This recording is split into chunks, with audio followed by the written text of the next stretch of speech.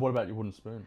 I don't want to lay the boot in, but I will say I think it's a 2-horse race this year, and I was tossing up between the Dragons and the Knights to go back to back for the spoon, but I went the Dragons because I think the Knights, with the addition of Sandon Smith, I like what I saw of him in the first sort of pre-season trial game.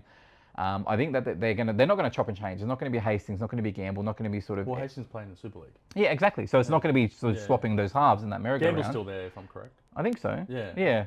But I think it's Sandon. He's the man. He's going to be in the halves. Ponga is hopefully uninjured. They get Dylan Brown.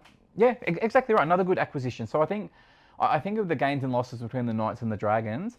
The Knights just have more for me over the off season, whereas the Dragons, I actually like the Dragons. There are a couple of teams I really dislike, Penrith, but with the Dragons, I don't sort of feel one way or the other, and I'm not sort of saying it's them because I want them to come last, but I just feel with the quality of their squad, an aging roster. Let's be honest, Clint Gutherson's another year older, even though he was quite good at the start of last season. Damien Cook, same story. I just don't see where the Dragons wins are going to come from to get off bottom place. Fair enough. What about yourself? Titans. Yeah, have they made any big acquisitions that's going to push them forward? Well, coach for one, Josh Hannay. Yeah, I think he's going to be amazing for them. I've just got them. Look, I think the club's pretty crap. What's that based on? That's a big call. Just they've always had a pretty decent team on paper. Yeah. I've always backed them, and I'm like, oh no, these guys could make top 8 or something. When you say back them, how did you back them? Huh? Like, just throw some bets on betting. them. Yeah. Nah. Look, I just think that they don't seem like a serious club to me. That's a fair point. And And they've got some good players. They do, but they also just they've got like who's playing fullback this week.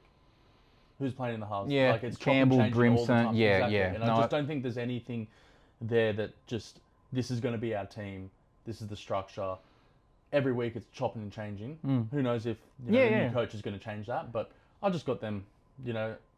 Maybe living on Gold Coast is a bit of a distraction. And you're right. It's always sort of been an enigma with any team based in the Gold Coast. That's a holiday strip.